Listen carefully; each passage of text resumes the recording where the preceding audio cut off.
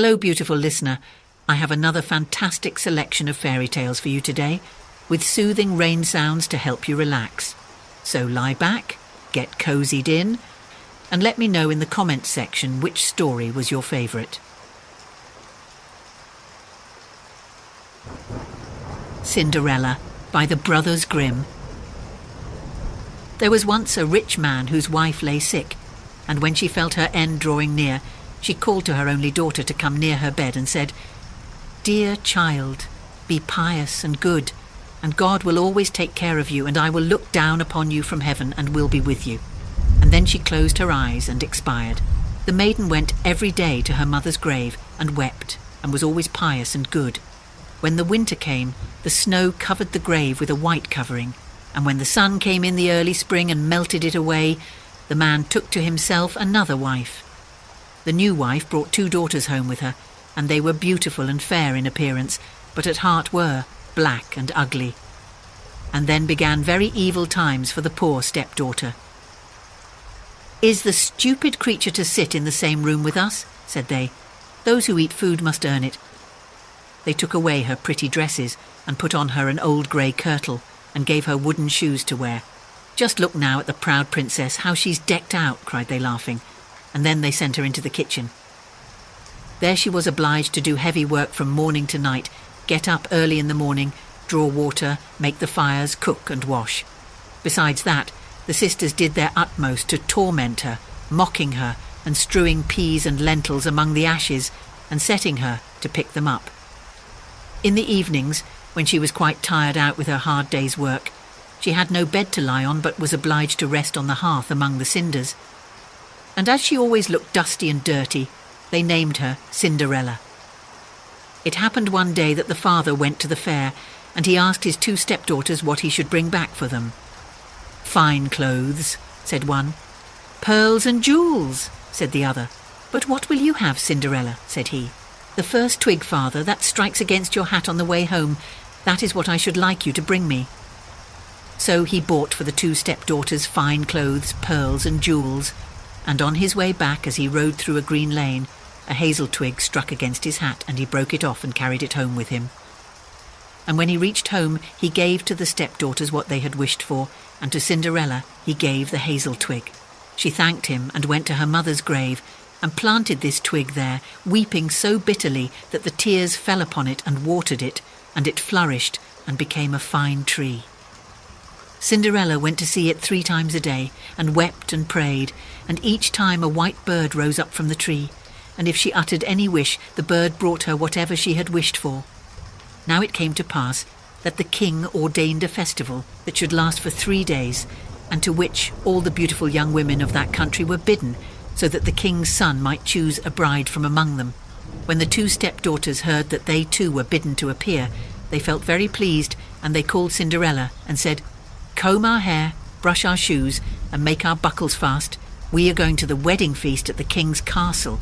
Cinderella, when she heard this, could not help crying, for she too would have liked to go to the dance. And she begged her stepmother to allow her. "What, you Cinderella?" said she. "In all your dust and dirt, you want to go to the festival? You that have no dress and no shoes, you want to dance?" But as she persisted in asking, at last the stepmother said, "I have strewed a dish full of lentils in the ashes, and if you can pick them all up again in 2 hours, you may go with use." Then the maiden went to the back door that led into the garden and called out, "O gentle doves, O turtle doves, and all the birds that be, the lentils that in ashes lie, come and pick up for me. The good must be put in the dish, the bad you may eat if you wish." Then there came to the kitchen window 2 white doves, and after them some turtle doves, and at last a crowd of all the birds under heaven, chirping and fluttering, and they alighted among the ashes. And the doves nodded with their heads and began to pick, peck, pick, peck, and then all the others began to pick, peck, pick, peck, and put all the good grains into the dish. Before an hour was over, all was done, and they flew away. Then the maiden brought the dish to her stepmother, feeling joyful, and thinking that now she should go to the feast. But the stepmother said, "No, Cinderella, you have no proper clothes, and you do not know how to dance, and you would be laughed at." And when Cinderella cried for disappointment, she added, If you can pick 2 dishes full of lentils out of the ashes, nice and clean, you shall go with us. Thinking to herself, for that is not possible. When she had strewed 2 dishes full of lentils among the ashes, the maiden went through the back door into the garden and cried, O gentle doves, O turtle doves, and all the birds that be, the lentils that in ashes lie, come and pick up for me. The good must be put in the dish, the bad you may eat if you wish. So there came to the kitchen window 2 white doves, and then some turtle doves, and at last a crowd of all the other birds under heaven, chirping and fluttering, and they alighted among the ashes, and the doves nodded with their heads and began to pick, and then all the others began to pick, and put all the good grains into the dish. And before half an hour was over, it was all done, and they flew away. Then the maiden took the dishes to the stepmother, feeling joyful and thinking that now she should go with them to the feast. But she said, All this is of no good to you. You cannot come with us, for you have no proper clothes and cannot dance. You would put us to shame. Then she turned her back on poor Cinderella and made haste to set out with her 2 proud daughters. And as there was no one left in the house, Cinderella went to her mother's grave under the hazel bush and cried, little tree, shake over me, that silver and gold may come down and cover me. Then the bird threw down a dress of gold and silver, and a pair of slippers embroidered with silk and silver. And in all haste she put on the dress and went to the festival. But her stepmother and sisters did not know her, and thought she must be a foreign princess, she looked so beautiful in her golden dress. Of Cinderella they never thought at all, and supposed that she was sitting at home, arid, picking the lentils out of the ashes. The king's son came to meet her and took her by the hand and danced with her, and he refused to stand up with anyone else, so that he might not be obliged to let go her hand. And when anyone came to claim it, he answered, She is my partner. And when the evening came, she wanted to go home, but the prince said he would go with her to take care of her, for he wanted to see where the beautiful maiden lived, but she escaped him and jumped up into the pigeon house. Then the prince waited until the father came and told him the strange maiden had jumped into the pigeon house. The father thought to himself, It cannot surely be Cinderella, and called for axes and hatchets, and had the pigeon house cut down, but there was no one in it. And when they entered the house, there sat Cinderella in her dirty clothes among the cinders, and a little oil lamp burnt dimly in the chimney. For Cinderella had been very quick, and had jumped out of the pigeon house again, and had run to the hazel bush. And there she had taken off her beautiful dress and had laid it on the grave, and the bird had carried it away again. And then she had put on her little grey kirtle again and had sat down in the kitchen among the cinders.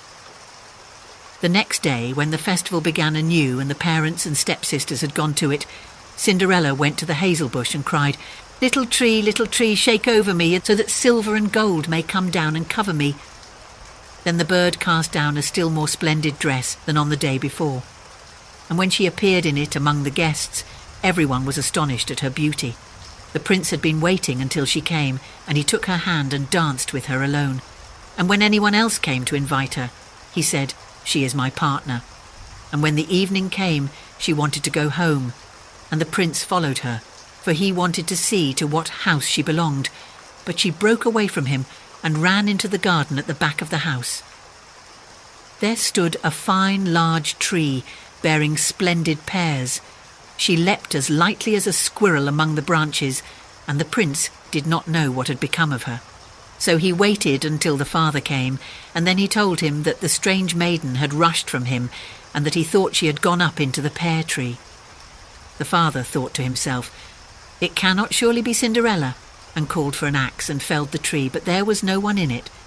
And when they went into the kitchen, there sat Cinderella among the cinders as usual, for she had got down the other side of the tree, and had taken back her beautiful clothes to the bird on the hazel bush, and had put on her old grey kirtle again.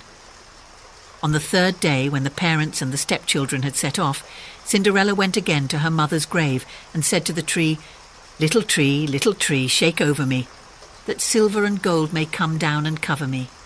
Then the bird cast down a dress, the like of which had never been seen for splendour and brilliancy, and slippers that were of gold.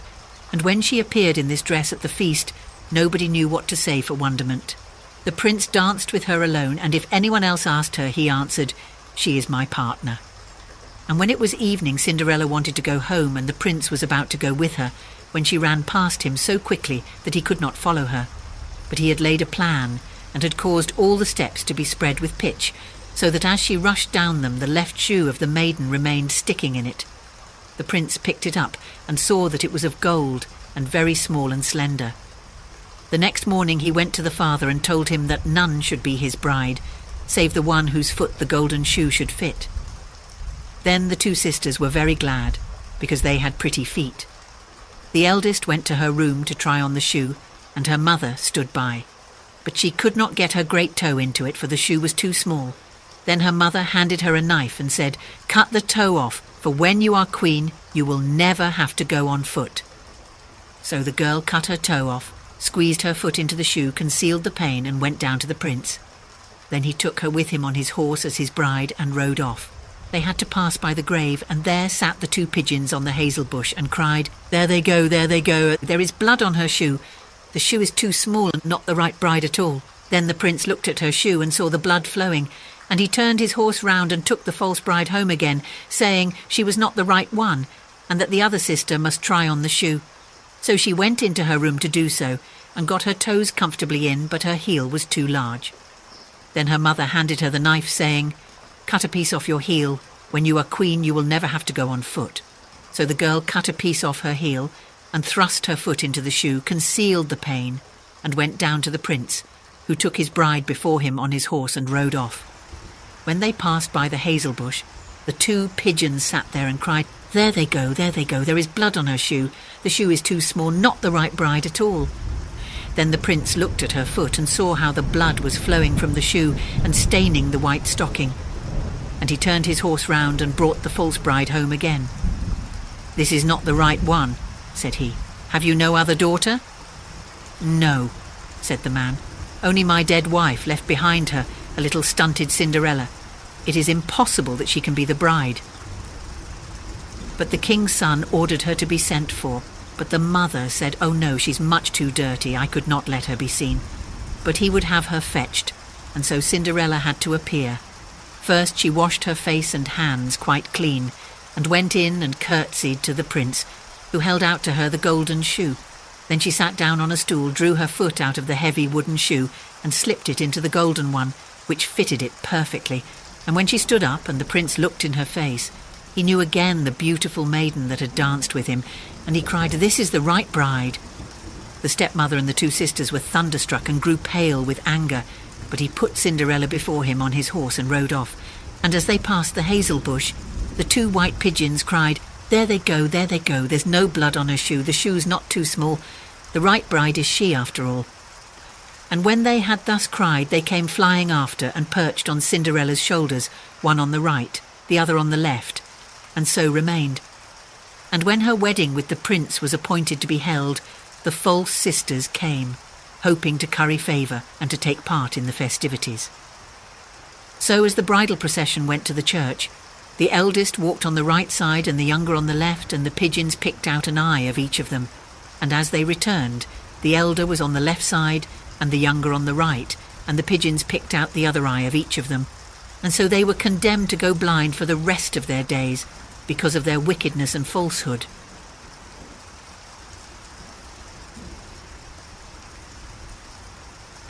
Sleeping Beauty by Charles Perrault.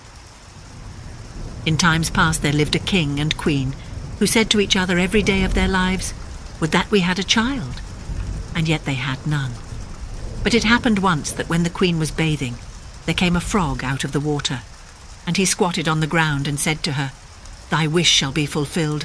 Before a year has gone by, thou shalt bring a daughter into the world." And as the frog foretold, so it happened, and the queen bore a daughter so beautiful that the king could not contain himself for joy, and he ordained a great feast. Not only did he bid to it his relations, friends and acquaintances, but also the wise women, that they might be kind and favourable to the child. There were 13 of them in his kingdom, but as he had only provided 12 golden plates for them to eat from, one of them had to be left out. However, the feast was celebrated with all splendour, and as it drew to an end, the wise women stood forward to present to the child their wonderful gifts. One bestowed virtue, one beauty, a third riches, and so on, whatever there is in the world to wish for. And when 11 of them had said their say, in came the uninvited 13th, burning to revenge herself, and without greeting or respect, she cried with a loud voice, "In the 15th year of her age, the princess shall prick herself with a spindle, and shall fall down dead." And without speaking one more word, she turned away and left the hall.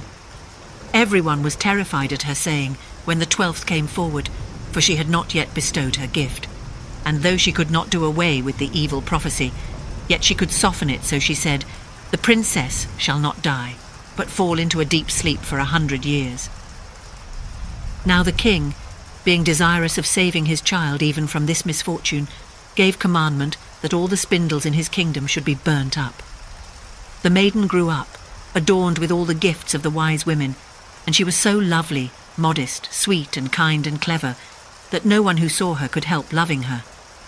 It happened one day, she being already 15 years old, that the king and queen rode abroad, and the maiden was left behind alone in the castle. She wandered about into all the nooks and corners, and into all the chambers and parlours, as the fancy took her, till at last she came to an old tower. She climbed the narrow winding stair which led to a little door, with a rusty key sticking out of the lock. She turned the key, and the door opened, and there in the little room sat an old woman with a spindle, diligently spinning her flax. "Good day, mother," said the princess. "What are you doing?" "I am spinning," answered the old woman, nodding her head. "What thing is that twists round so briskly?"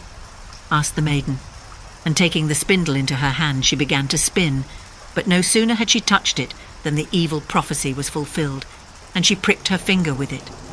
In that very moment she fell back upon the bed that stood there, and lay in a deep sleep. And this sleep fell upon the whole castle. The king and queen, who had returned and were in the great hall, fell fast asleep, and with them the whole court. The horses in their stalls, the dogs in the yard, the pigeons on the roof, the flies on the wall, the very fire that flickered on the hearth became still, and slept like the rest. And the meat on the spit ceased roasting, and the cook, who was going to pull the scullion's hair for some mistake he had made, let him go and went to sleep. And the wind ceased, and not a leaf fell from the trees about the castle.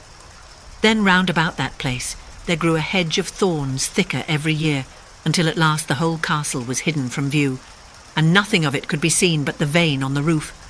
And a rumour went abroad in all that country of the beautiful sleeping Rosamond, for so was the princess called, and from time to time many kings' sons came and tried to force their way through the hedge, but it was impossible for them to do so, for the thorns held fast together like strong hands, and the young men were caught by them, and not being able to get free, there died a lamentable death.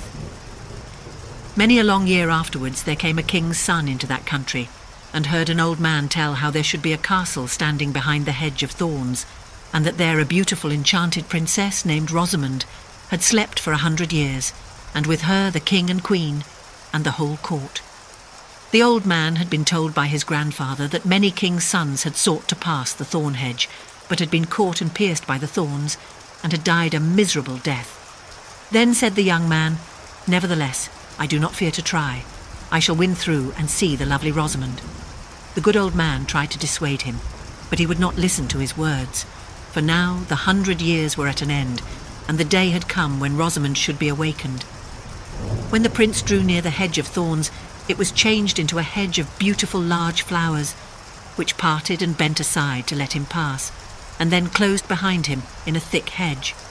When he reached the castle yard, he saw the horses and brindled hunting dogs lying asleep, and on the roof the pigeons were sitting with their heads under their wings, and when he came indoors, the flies on the wall were asleep.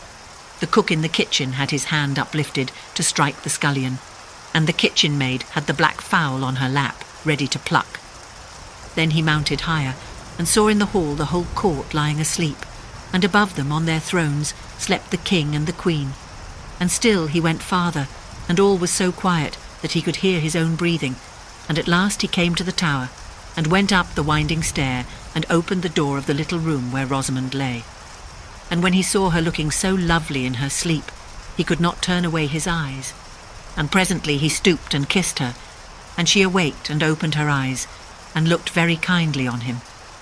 And she rose, and they went forth together, and the king and the queen and whole court waked up and gazed on each other with great eyes of wonderment, and the horses in the yard got up and shook themselves, the hounds sprang up and wagged their tails, the pigeons on the roof drew their heads from under their wings, looked round and flew into the field.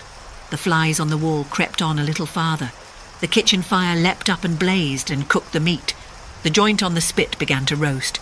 The cook gave the scullion such a box on the ear that he roared out, and the maid went on plucking the fowl. Then the wedding of the prince and Rosamond was held with all splendour, and they lived very happily together until their lives' end. Snow White by the Brothers Grimm. It was the middle of winter, and the snowflakes were falling like feathers from the sky, and a queen sat at her window working, and her embroidery frame was of ebony. And as she worked, gazing at times out on the snow, she pricked her finger, and there fell from it 3 drops of blood on the snow. And when she saw how bright and red it looked, she said to herself, "Oh, that I had a child as white as snow, as red as blood, and as black as the wood of the embroidery frame." Not very long after, she had a daughter, with a skin as white as snow, lips as red as blood, and hair as black as ebony, and she was named Snow White. And when she was born, the queen died. After a year had gone by, the king took another wife, a beautiful woman, but proud and overbearing, and she could not bear to be surpassed in beauty by anyone. She had a magic looking-glass, and she used to stand before it and look in it and say, "Looking-glass upon the wall, who is fairest of us all?" And the looking-glass would answer, "You are fairest of them all." And she was contented, for she knew that the looking-glass spoke the truth. Now, Snow White was growing prettier and prettier, and when she was 7 years old she was as beautiful as day, far more so than the queen herself. So one day when the queen went to her mirror and said, "Looking-glass upon the wall, who is fairest of us all?" it answered, "Queen, you are full fair, 'tis true, but Snow White fairer is than you." This gave the queen a great shock, and she became yellow and green with envy, and from that hour her heart turned against Snow White, and she hated her. And envy and pride, like ill weeds, grew in her heart higher every day, until she had no peace day or night. At last she sent for a huntsman and said, "Take the child out into the woods, so that I may set eyes on her no more. You must put her to death, and bring me her heart for a token." The huntsman consented and led her away, but when he drew his cutlass to pierce Snow White's innocent heart, she began to weep and to say, "Oh, dear huntsman, do not take my life. I will go away into the wild wood and never come home again." And as she was so lovely, the huntsman had pity on her and said, "Away with you then, poor child." For he thought the wild animals would be sure to devour her, and it was as if a stone had been rolled away from his heart when he spared to put her to death. Just at that moment, a young wild boar came running by, so he caught and killed it, and taking out its heart, he brought it to the queen for a token. And it was salted and cooked, and the wicked woman ate it up, thinking that there was an end of Snow White. Now, when the poor child found herself quite alone in the wild woods, she felt full of terror, even of the very leaves on the trees, and she did not know what to do for fright. Then she began to run over the sharp stones and through the thorn bushes, and the wild beasts after her, but they did her no harm. She ran as long as her feet would carry her, and when the evening drew near she came to a little house, and she went inside to rest. Everything there was very small, but as pretty and clean as possible. There stood the little table ready laid, and covered with a white cloth, and 7 little plates, and 7 knives and forks and drinking cups. By the wall stood 7 little beds, side by side, covered with clean white quilts. Snow White, being very hungry and thirsty, ate from each plate a little porridge and bread, and drank out of each little cup a drop of wine, so as not to finish up one portion alone. After that she felt so tired that she lay down on one of the beds, but it did not seem to suit her. One was too long, another too short, but at last the 7th was quite right, and so she lay down upon it, committed herself to heaven, and fell asleep. When it was quite dark, the masters of the house came home. They were 7 dwarfs whose occupation was to dig underground among the mountains. When they had lighted their 7 candles, and it was quite light in the little house, they saw that someone must have been in, as everything was not in the same order in which they left it. The first said, "Who has been sitting in my little chair?" The second said, "Who has been eating from my little plate?" The third said, "Who has been taking my little loaf?" The fourth said, "Who has been tasting my porridge?" The fifth said, "Who has been using my little fork?" The sixth said, "Who has been cutting with my little knife?" The seventh said, "Who has been drinking from my little cup?" Then the first one, looking round, saw a hollow in his bed and cried, "Who has been lying on my bed?" And the others came running and cried, "Someone has been on our beds too." But when the seventh looked at his bed, he saw little Snow White lying there asleep. Then he told the others, who came running up, crying out in their astonishment and holding up their 7 little candles to throw a light upon Snow White.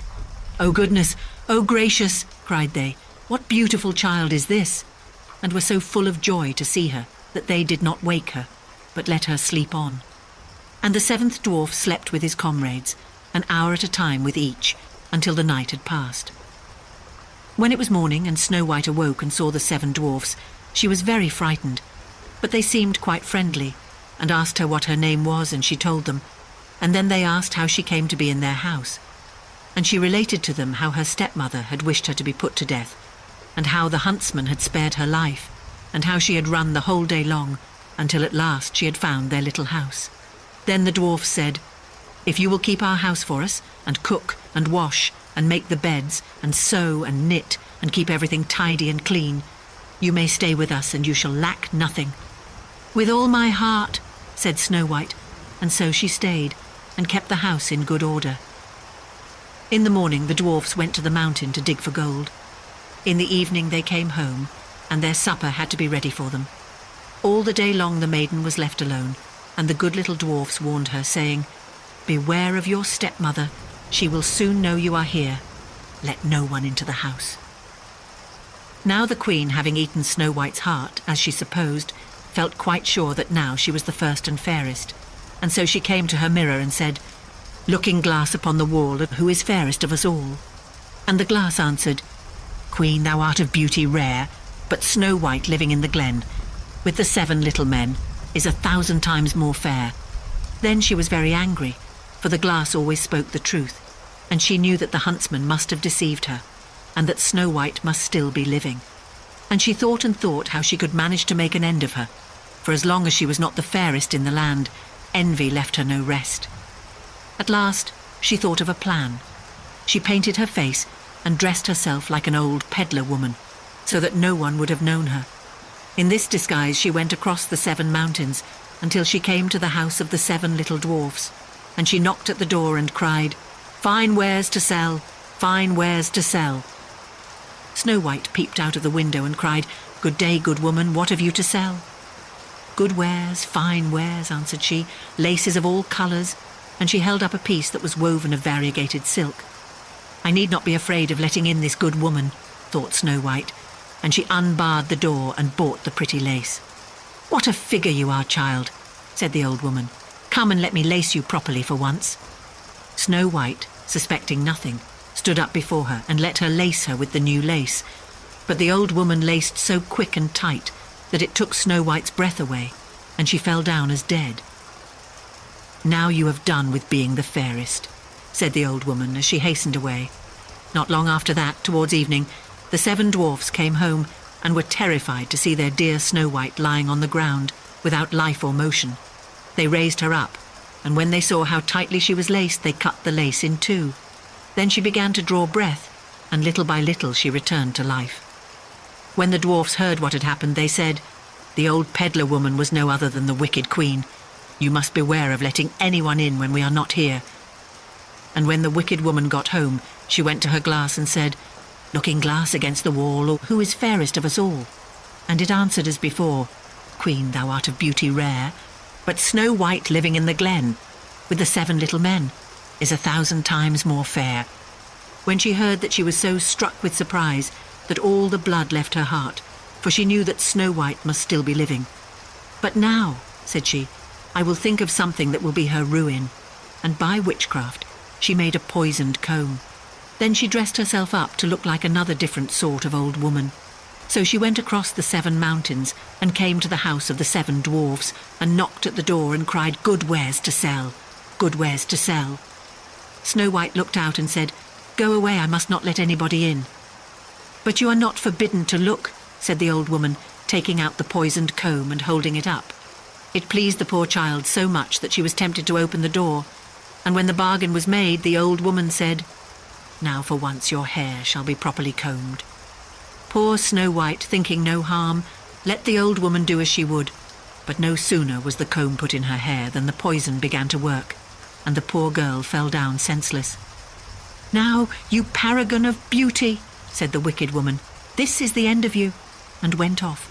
By good luck it was now near evening, and the 7 little dwarfs came home.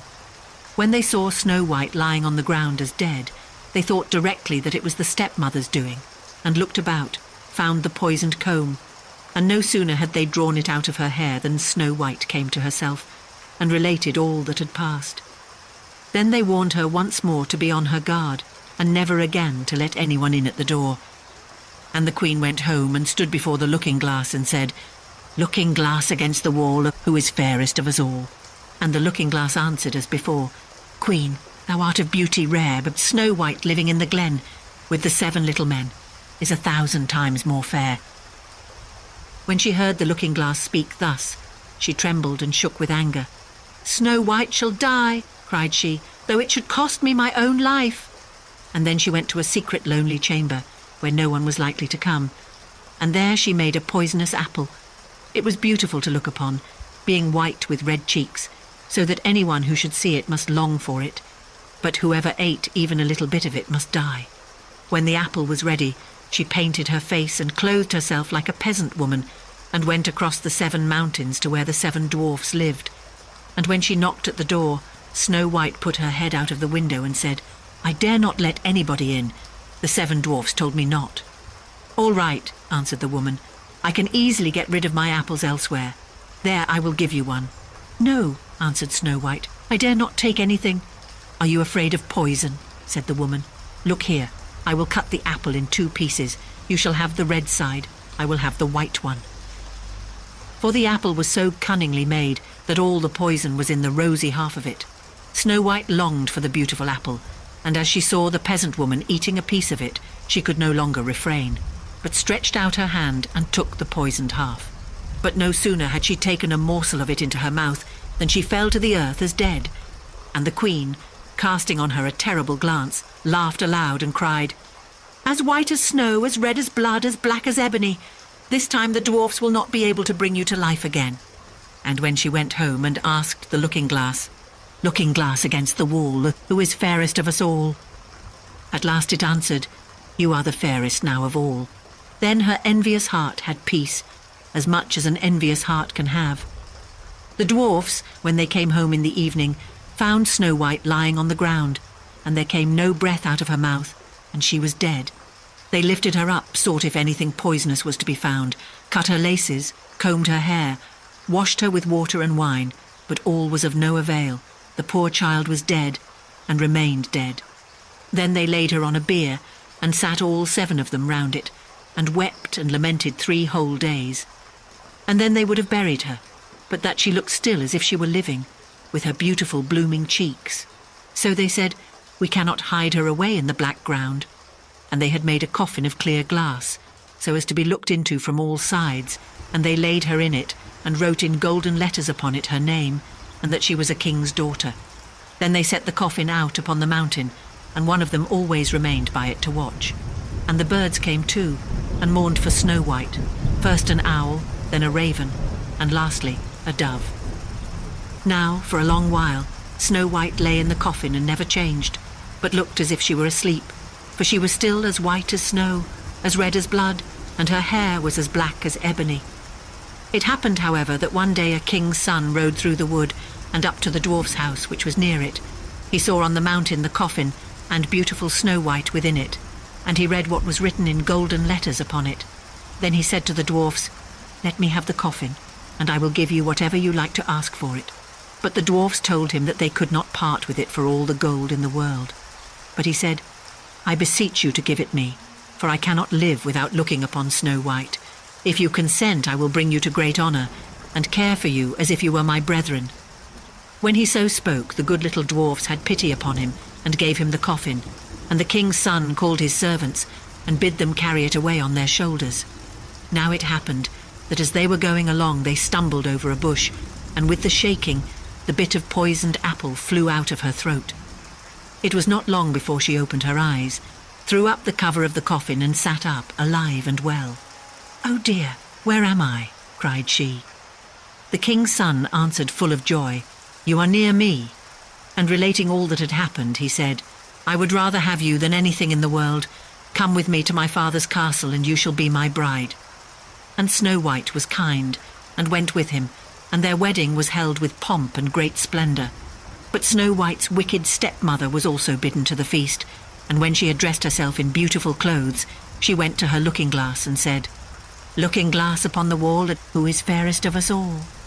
The looking-glass answered, "O Queen, although you are of beauty rare, the young bride is 1,000 times more fair." Then she railed and cursed, and was beside herself with disappointment and anger. First, she thought she would not go to the wedding, but then she felt she should have no peace until she went and saw the bride. And when she saw her, she knew her for Snow White, and could not stir from the place for anger and terror.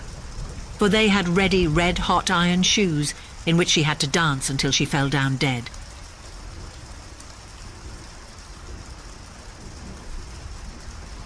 Beauty and the Beast by Gabrielle Suzanne Barbeau de Villeneuve. There was once a merchant who possessed great riches. He had 6 children, 3 boys and 3 girls whom he liberally educated. The youngest girl was extremely pretty, insomuch that she obtained the name of Little Beauty, which created jealousy on the part of her less amiable sisters. The 2 eldest were extremely proud at being rich, and spoke to their inferiors with the greatest haughtiness. They gave themselves the most disdainful airs, and refused to visit other merchants' daughters, nor would they indeed be seen with any but persons of the highest quality. They went every day to balls, plays, and public walks, and constantly jeered their youngest sister for spending her time in reading or other useful and improving employments. In the course of time, by some unexpected event, their father lost his whole fortune, being bereft of everything but a small cottage and a few acres of land. "My children," said the tender father, "in consequence of my misfortunes, we must now work and labour." The elder daughters were very ill-disposed at this sudden change from opulence to comparative poverty, and obtained no pity from their neighbours because of their pride. But everyone sympathised with Little Beauty, whose engaging manners and affable disposition commanded respect. When they removed to their cottage, the merchant and his 3 sons employed themselves in tilling and sowing the fields and working in the garden that they might have corn and veg, tables for their support. Beauty rose by 4 o'clock, lighted the fire, cleaned the house, and got breakfast ready for the whole family. She at first found all this very fatiguing, but she soon grew quite accustomed to it. When she had done her work, she generally amused herself with reading or playing on her harpsichord. The 2 eldest sisters, on the contrary, were at a loss what to do to pass away the time. They breakfasted in bed and did not rise till 10, when they commonly walked out, and would frequently sit down under a shady tree to lament the loss of their carriage and fine clothes, when they would say to each other, "What a mean-spirited, poor, stupid creature is our youngest sister, to be so content with our miserable situation." But the father thought very differently. He admired the patience of this sweet young creature, for her sisters not only left the whole of the work of the house to her, but insulted her every moment. In this rural state, the merchant lived some time, when one day he was agreeably surprised by the news that one of his vessels, which he supposed was lost, had safely arrived. Elated with joy, the 2 elder daughters clung to their father when they learnt he was about to go and take possession of his property, and entreated him to bring them some trinkets and other useless baubles. Beauty felt an inward pleasure on her father's prospects of being reinstated in affluence, yet concealed her ecstasy. "You ask me not for anything, Beauty," said her father. "My child, what present shall I bring you?" She meekly replied, "I should like you, father, to bring me a rose, for we have none in our garden." The merchant then departed, but on arriving at the port, some dishonest persons went to law with him about the merchandise.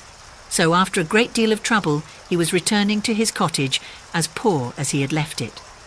when he was within 30 miles of his house, thinking of the happiness he should enjoy in again embracing his children, he had the misfortune to lose himself in a thick forest through which his road lay. It rained and snowed terribly, and the wind was so high as twice to throw him off his horse. Night being come, he fully imagined he should die of cold or hunger, or be torn in pieces by the wolves which howled in every direction around him. The merchant, accidentally looking down a long avenue, discovered a glimmering light at a distance, to which he hastened. He soon arrived at the gates of a palace, which he opened, and was greatly surprised to find no one in any of the outer yards. The merchant then tied up his horse and walked towards the house, which he entered, and, to his great astonishment, saw not a living creature. He pursued his way to a large hall, in which was a good fire and a table plentifully supplied with food. As the snow and rain had wetted him to the skin, he approached the fire to dry himself. "I hope," said he, "the master of the house or his servants will excuse the liberty I take, for it surely will not be long before they make their appearance." He waited a considerable time, and still nobody came. At length the clock struck 11, and the merchant, overcome with hunger and thirst, helped himself to a chicken and then to a few glasses of wine, all the time trembling with fear. He sat till the clock struck 12, and not a creature had he seen. He now took courage and began to think of looking a little farther about him. Accordingly he opened an apartment magnificently furnished, which he found opened into another, in which there was an excellent bed, and being quite worn out with fatigue, he undressed himself and got into it. It was 10 o'clock the next morning before he thought of rising. When he was about to dress himself, he discovered a suit of new clothes in the room of those which had been drenched with the rain on the preceding evening. "No doubt," he exclaimed, "this palace is the residence of some good fairy, who perhaps commiserates with my situation." He then returned to the hall, where he found a sumptuous banquet, consisting of almost every delicacy. After partaking of a hearty repast, he repaired to the stable in which he had placed his horse. As he passed by one of the arbours, which was bedecked with roses, he gathered a bunch of them for his daughter, Beauty. At this instant he saw a hideous beast approach him, who, with a horrible grin, exclaimed, "Ungrateful man, I sheltered you and preserved your life from the pitiless storm, and in return you ungratefully steal my roses, more valuable to me than the whole of these possessions. For this nefarious deed you shall immediately die." The merchant fell on his knees to the beast, and clasping his hands said, "My lord, I humbly entreat your pardon. I did not think it could offend you to gather a rose for one of my daughters who desired to have one." "I am not a lord, but a beast," replied the monster. "I do not like compliments, but that people should say what they think, so do not imagine you can move me by your flattery. You say, however, that you have daughters. I will therefore pardon you on condition that one of them shall come hither and die in your stead. Do not attempt to argue with me, but go. And if your daughters should refuse, swear to me that you will return in 3 months." The merchant acceded. "But," added the beast, "it is my will that you go not empty or a. In the chamber where you slept, you will find an old empty chest. Fill it with whatever valuables you choose, and I will get it conveyed to your cottage." The beast retired and left the merchant to ruminate, "If I must die, I may as well leave my children some provision." Accordingly, he loaded the chest with gold. Mounting his horse, he left the palace of enchantment with no less grief than he entered it with joy. The horse of itself took a path across the forest, and in a few hours they reached the merchant's house. His children gathered round him as he dismounted from his horse, but the merchant, instead of embracing them with joy, could not, as he looked at them, refrain from weeping. He held in his hand the bunch of roses, which he gave to Beauty, saying, "Take these roses, Beauty, but little do you think how dear they have cost your unhappy father," and then gave an account of all that happened in the palace of the beast.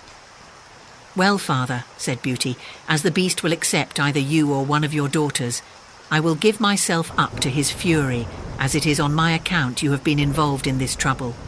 The merchant in vain endeavoured to reason with Beauty, for she was determined to go. At which the elder sisters, who were jealous of her amiable qualities, secretly rejoiced. The affliction of the merchant was so great that he forgot the promised treasure, but on retiring to rest, discovered the chest of gold by his bedside. He, however, withheld the secret from his eldest daughters, imparting it only to Beauty.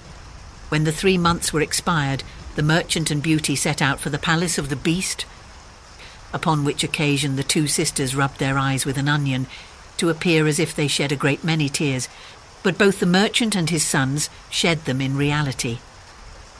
They reached the palace in a few hours, and entering an apartment found a sumptuous feast prepared, of which they readily partook. Beauty was timorous, but a rectitude of conduct gave her courage. Just as they had finished supper, the Beast entered. The monster asked if she came willingly. She tremblingly faltered out, "Yes." "You are a good girl," he replied, "and I think myself much obliged to you." He said to her father, "You may go from the palace tomorrow morning, and take care never to return to it again." He then withdrew. The father and daughter now wished each other a sorrowful good night, and went to bed, thinking it would be impossible for them to close their eyes. But no sooner had they lain down than they fell into a profound sleep, from which they did not awake till morning. Beauty dreamt that a lady approached her, who said, "I am much pleased, Beauty, with the generous affection you have shown, in being willing to give your life to save that of your father, and it shall not go unrewarded."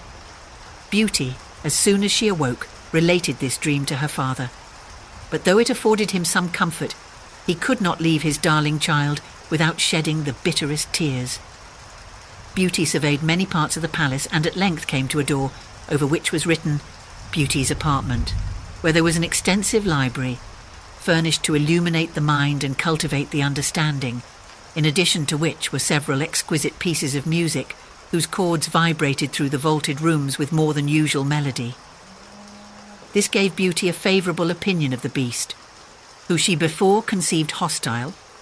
She then opened the library and perceived an elegantly bound book in which was written in letters of gold, "Beauteous lady, dry your tears. Here's no cause for sighs or fears. Command as freely as you may. Compliance still shall mark your way." "Alas," said she, sighing, "there is nothing I so much desire as to see my poor father, and to know what he is this moment doing." When casting her eyes on a looking-glass that stood near her, she saw her home and her father riding up to the cottage in the deepest affliction. Her sisters had come out to meet him, who, notwithstanding all their endeavours to look sorry, could not help betraying their joy. At noon, Beauty found every delicacy prepared for her, and at supper, when she was going to place herself at the table, she heard the Beast advancing, who said, "Will you allow me, Beauty, the pleasure of seeing you sup?" "That is as you please," she replied, somewhat intimidated. Beauty, in the course of conversation, overcame her fears, but when the Beast asked her if she would be wedded to him, she paused for a few moments and then gave him an answer which implied non-consent. The Beast, pitifully sighing, retired to give vent to tears. Beauty felt for him the greatest compassion and regretted his frightful appearance. One day she said to him, "You exceedingly distress me, but though I cannot love you, yet you shall ever be entitled to my esteem, for the attention and kindness which I here witness." He then made her promise she would not totally quit him. In answer she said, "I will not, but I am desirous of seeing my father, and if you refuse me this request, I fear I shall die of grief and despair."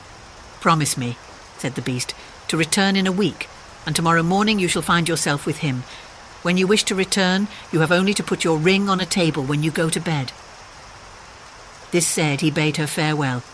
When she woke in the morning, she found herself with her father. A chest with a profusion of fine clothes, pearls and diamonds were also the gifts of the Beast. Beauty awoke, put her ring on the table, and soon fell into a slumber again.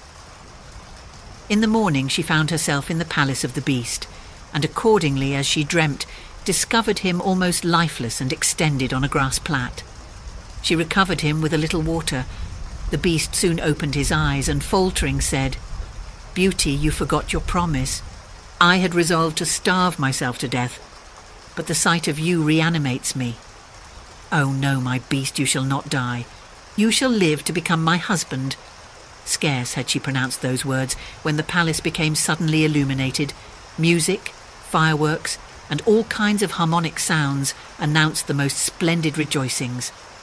All this change of scene had no effect upon the lamenting Beauty, but judge of her astonishment when, turning aside, she beheld at her feet a handsome prince who thanked her for having broken his enchantment. Beauty inquired of this handsome prince what was become of the beast. "You see him, Beauty, at your feet," said he. "A wicked fairy had condemned me to wear the form of a beast, till a beautiful young lady should consent to marry me, and had forbidden me on pain of death to show that I had any understanding. You alone have had the generosity to judge of me by the goodness of my heart." Beauty assisted the prince to rise, and they proceeded together to the palace. To her astonishment, she found there her father and all the family, who had been conveyed thither by the beautiful lady she saw in her dream. "Beauty," said the lady, for she was a great fairy, "receive the reward of the virtuous choice you have made. You have preferred goodness of heart to sense and beauty. You therefore deserve to find these same qualities united in the same person. You are going to be made a queen. I hope a crown will not destroy your virtue. As for you, ladies," said the fairy to the elder sisters, "I have long been a wit. Nest to the malice of your hearts and the injustice you have committed. You shall become 2 statues, yet under that form you shall preserve your present reason, and you shall be fixed at the gates of your sister's palace. You will never recover your natural forms till you are fully free of your faults. And to say the truth, I much fear you will ever remain statues." At the same instant, the fairy, with a stroke of her wand, transported all who were present to the young prince's dominions, where he was received with transports of joy by his subjects. He married Beauty, and passed with her a long and happy life because their actions were founded upon virtue.